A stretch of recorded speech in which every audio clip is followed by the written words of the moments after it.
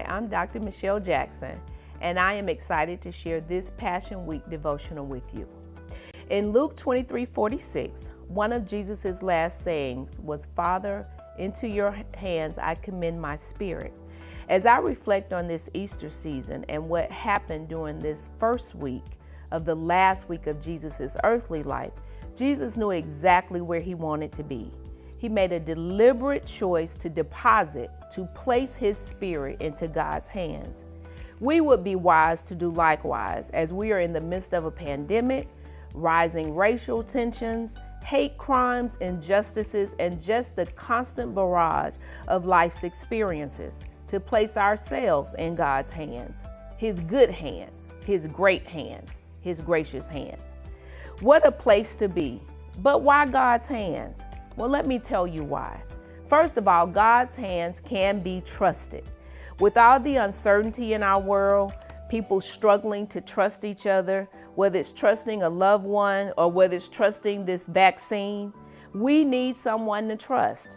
In Jeremiah 17:7-8, it says, "Blessed are those who put their trust in God, but who also makes him their trust.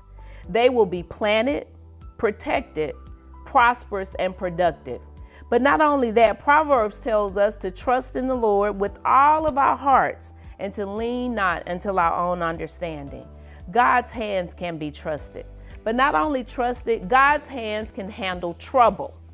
Jesus was about to die a terrible death. He had been made to carry his cross to Golgotha's hill. He had been made to lie down on the cross, and then he was being nailed. You talking about trouble. We're in the midst of trouble, some of it our own making, but God's hands can handle it. Psalms 46:1 tells us that God is our refuge and our strength, a very present help in time of trouble. James 1:2-4 tells us that whenever trouble comes our way, that we must let it be an opportunity of joy. And Nehemiah tells us in chapter 8, verse 10, that the joy of the Lord is our strength. God's hands can handle trouble. But finally, God's hands will bring triumph.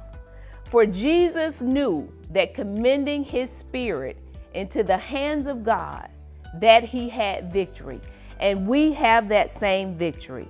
John 13:3 tells us that Jesus, knowing the Father, had given all things into his hands, and that he had come from God, and that he was returning from God. He didn't worry because he knew that he was in the hands of God.